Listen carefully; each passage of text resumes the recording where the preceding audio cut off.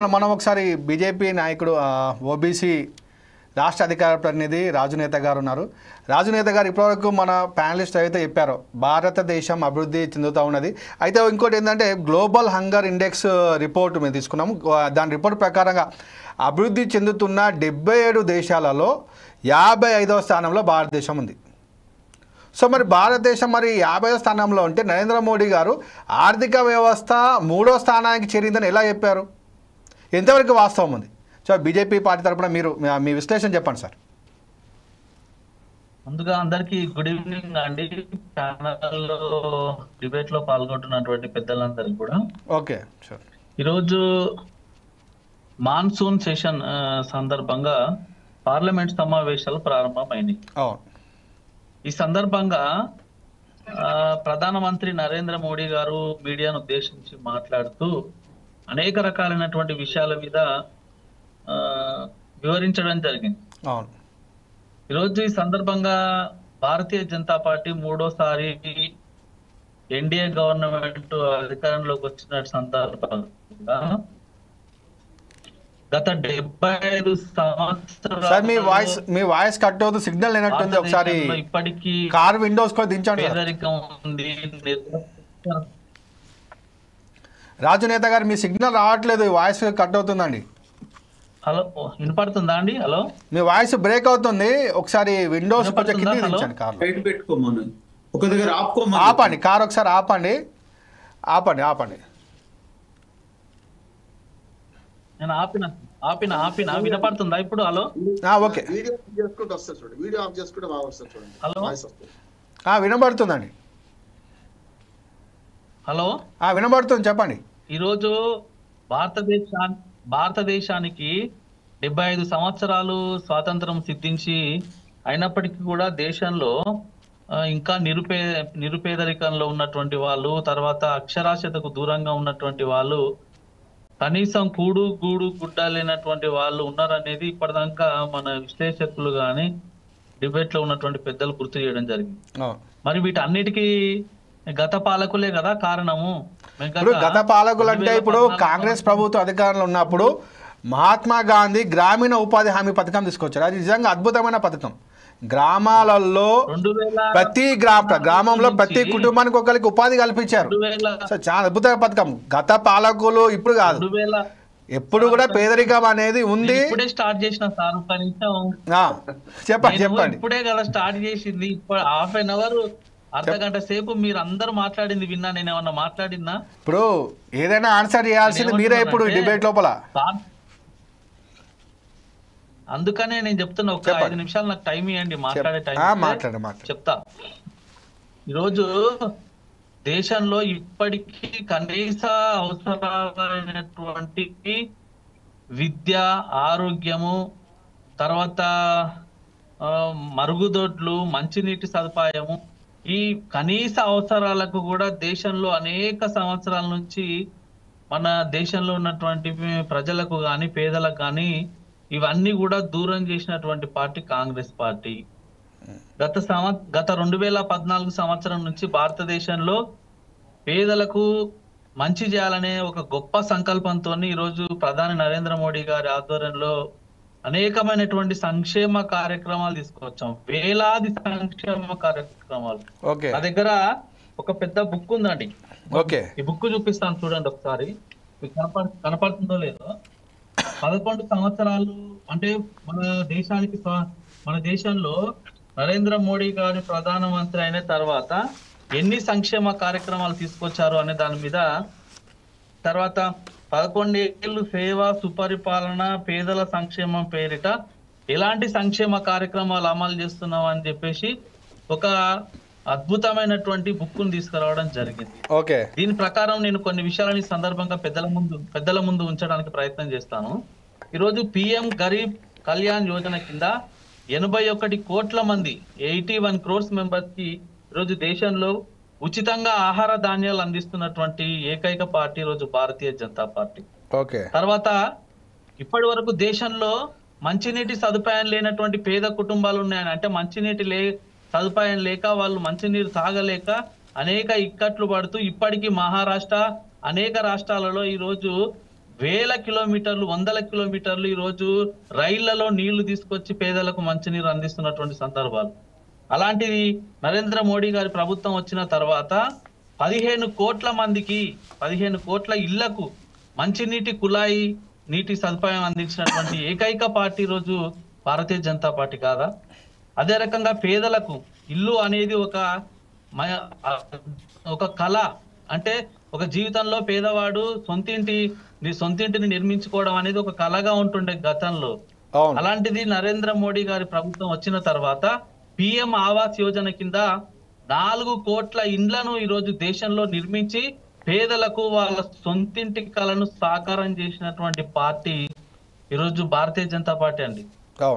అదే కాదు, స్వచ్ఛ భారత్ కింద మీరు ఇప్పటికీ చూడండి, మన తెలంగాణ రాష్ట్రంలో కూడా అనేక రకాలైనటువంటి వెనుకబడినటువంటి జిల్లాలో, ముఖ్యంగా నేను పాలమూరు జిల్లా నుంచి వచ్చినటువంటి వ్యక్తిగా, నల్లమల్ల బిడ్డగా ఈరోజు పాలమూరు బిడ్డగా చెప్పదలుచుకున్నా, మా జిల్లాలో కూడా ఇప్పటికీ కూడా మారుమూల ప్రాంతాలలో, రిమోట్ సెన్సర్ ఏరియాలలో ఈరోజు మరుగుదొడ్ల సౌకర్యం ఉండదు.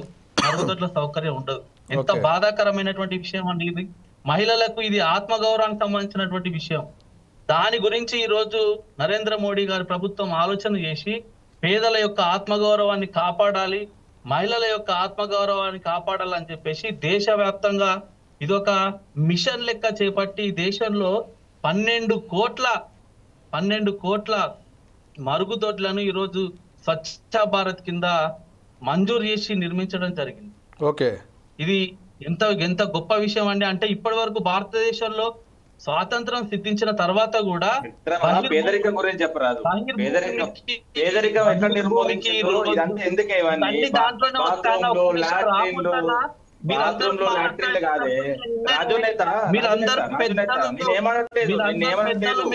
రామూర్తి గారు ఒక్క నిమిషం తను చెప్పనివ్వండి, ఒక 2 నిమిషాలు చెప్పనివ్వండి. రామూర్తి గారు చెప్పండి, ఒక్క 2 నిమిషాలు తను చెప్పిన తర్వాత మళ్ళీ ప్రశ్న వేద్దాం. నేను అడుగుతున్నా, అసలు పేదరికం ఎక్కడ నిర్మూలించింది, ఏ విధంగా నిర్మూలించింది, ఎక్కడ నిర్మూలించింది ఇవి చెప్పరా? 2 నిమిషాలు రాసుకోండి. చెప్పేది అబద్ధం అయితే తర్వాత నన్ను డిఫర్ చేయండి.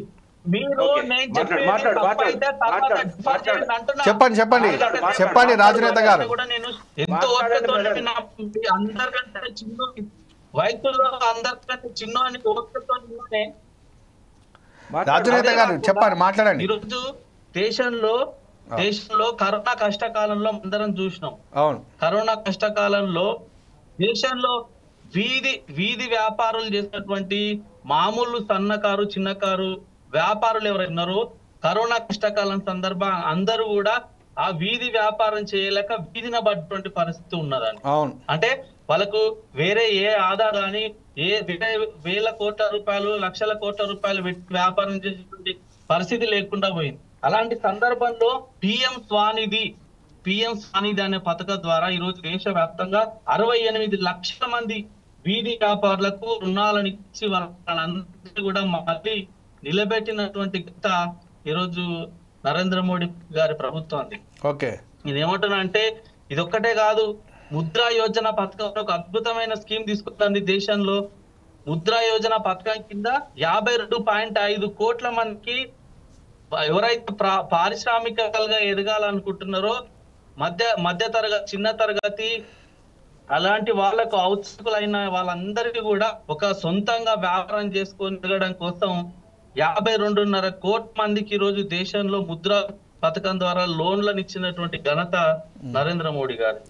అదే కాకుండా ఈరోజు వెనుకబడిన తరగతులకు రాజ్యాంగ హోదా ఇచ్చింది కమిషన్ కు.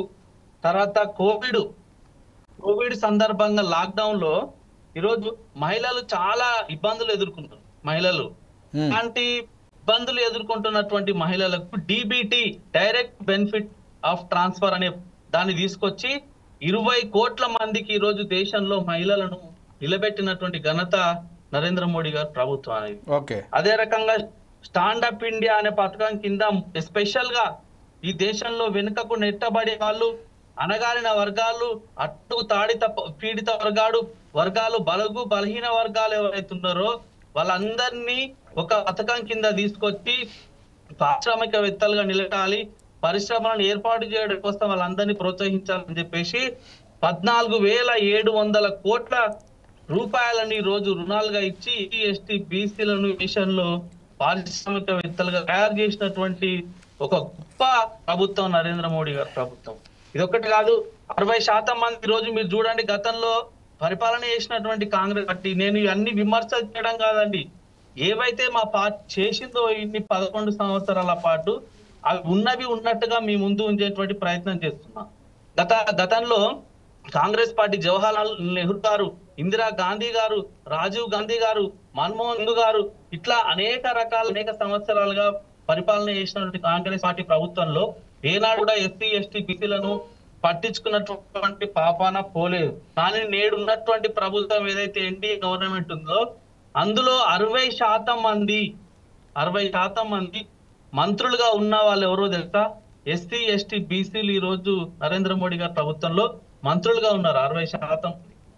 ఇట్లా దేశంలో అనేక రకాలైనటువంటి విప్లవాత్మకమైనటువంటి మార్పులు తీసుకొస్తున్నటువంటి ప్రభుత్వం నరేంద్ర మోడీ గారి ప్రభుత్వం. ఇదొక్కటి కాదండి సార్, ఈ సందర్భంగా మీ అందరిని నేను ఈ సందర్భంగా కోరుతున్నా, 2014 సంవత్సరం కంటే ముందు దేశంలో అసలు సగం శాతం జనాభా అసలు బ్యాంకు మెట్కి కూడా ఎక్కనటువంటి పరిస్థితి. అంటే వాళ్ళకు బ్యాంకుల అకౌంట్ ఉండదు, బ్యాంకు మొహం తెలుసు, బ్యాంకుకు ఎన్నడూ కూడా పోయి ఎగనటువంటి వాళ్ళు ఈ దేశంలో చాలా మంది ఉండే సార్. కానీ నరేంద్ర మోడీ గారు ప్రధానమంత్రి అయిన తర్వాత దేశంలో జన్ ధన్ అకౌంట్ అని పెట్ట జీరో అకౌంట్ పేరిట రూపాయి కూడా మీరు చెల్లించకుండా బ్యాంకులో ఫ్రీగా అకౌంట్ ఓపెన్ చేసేటువంటి కార్యక్రమానికి బృహత్తరమైనటువంటి కార్యక్రమాన్ని తీసుకొచ్చారు. తద్వారా దేశంలో 55.22 కోట్ల మంది ఈ రోజు దేశంలో ఈ రోజు బ్యాంకుల్లో ఖాతాలు తెరిచారు సార్. బ్యాంకుల్లో ఖాతాలు తెరిస్తే ఏమైందో తెలుసా? ఈ రోజు అవినీతి అనేది చాలా మేరకు తగ్గింది. అంటే కేంద్రానికి ప్రభుత్వ పథకాలకు సంబంధించినటువంటి డబ్బులు ఏవైతే ఇప్పుడు పెన్షన్లు ఈ రోజు మనం తెలంగాణ రాష్ట్రంలో చూస్తున్నాం, చదువుకున్నటువంటి వాళ్ళకు అవ్వాతాతలకు ఈ రోజు గ్రామీణ ప్రాంతాలలో ఇప్పటి కూడా వాళ్ళకు డబ్బులు చేతికి ఇస్తారు, అంటే మిషన్ లో బటన్ లో చేతి పెట్టి ఇస్తారు.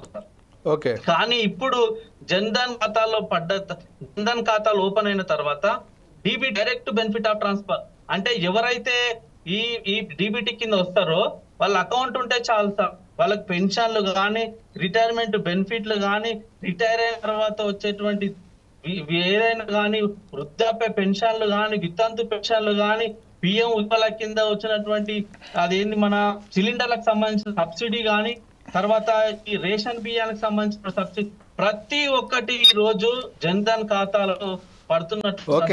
ఓకే రాజుగారు, ఇంకోటి రాజుగారు ఇంకో విషయం ఏంటంటే ఇక్కడ నాకు 1000 రూపాయలు నాకు రాజుగారు చాలా సేపు అవుతుందండి. రాజుగారు ఒక్కటి ఇక్కడ ఏంటంటే మీరే చెప్పారు ఏంటంటే మేము బీజేపీ ప్రభుత్వం. రాజునేత గారు ఒక సూటి ప్రశ్న. రాజునేత గారు ఒక ప్రశ్న, నేను సూటిగా మిమ్మల్ని సూటిగా ఒక ప్రశ్న వేస్తున్నాను. బీజేపీ ఆగండి, నేను ఆయన సమాధానం నేను చెప్తా, ఆయన వెళ్ళిపోయినట్టున్నాడు. సిగ్నల్